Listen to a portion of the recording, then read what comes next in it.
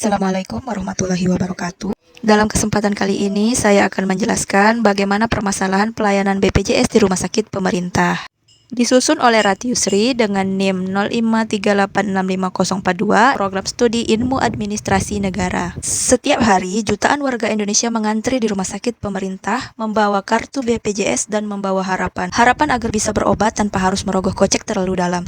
Harapan agar kesehatan bukan lagi kemewahan, melainkan hak yang bisa dinikmati semua orang. Program Jaminan Kesehatan Nasional melalui BPJS Kesehatan telah menjadi tonggak sejarah dalam pelayanan publik Indonesia. Sejak diluncurkan, program ini berhasil mengajak puluhan juta masyarakat untuk mengakses fasilitas kesehatan yang sebelumnya terasa jauh dari jangkauan. Namun, di balik keberhasilan itu tersimpan sebuah pertanyaan penting.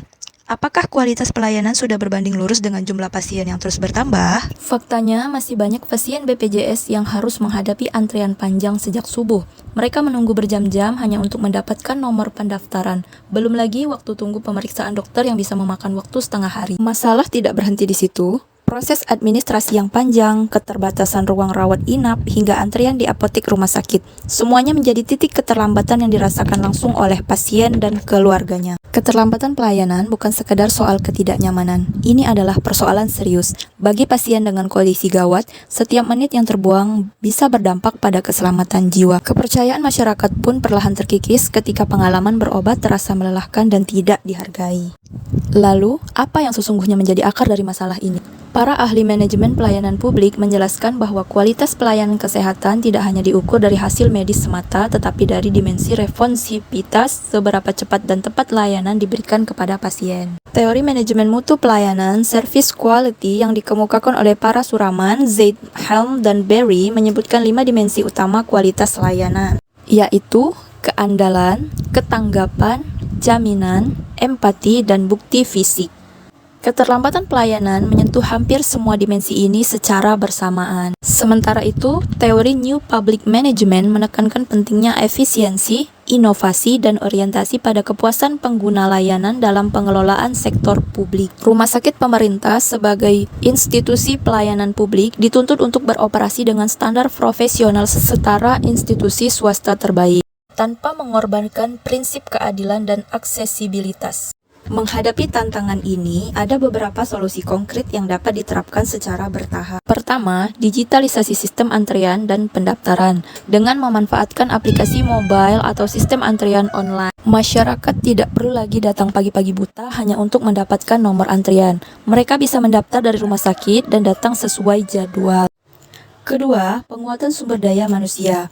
Penambahan tenaga medis, dokter spesialis, dan staf administrasi di jam-jam puncak sangat dibutuhkan.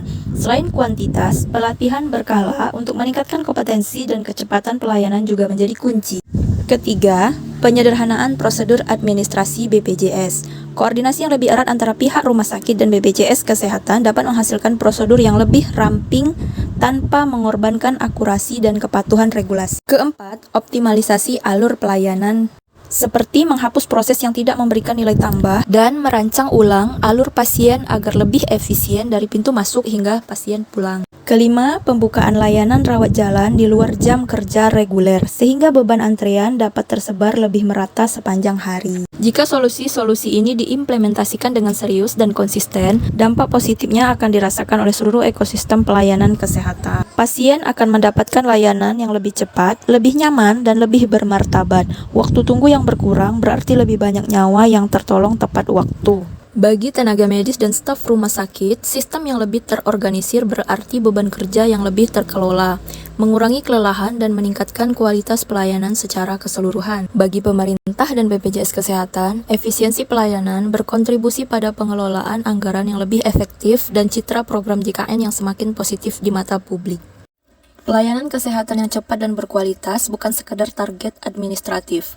Ini adalah janji negara kepada setiap warganya, bahwa ketika mereka sakit, negara hadir, sigap, dan peduli. Karena kesehatan adalah hak setiap manusia dan bukan privilege. Itu saja pemaparan singkat dari saya Ratiusri. Lebih dan kurangnya mohon maaf dan terima kasih. Wassalamualaikum warahmatullahi wabarakatuh.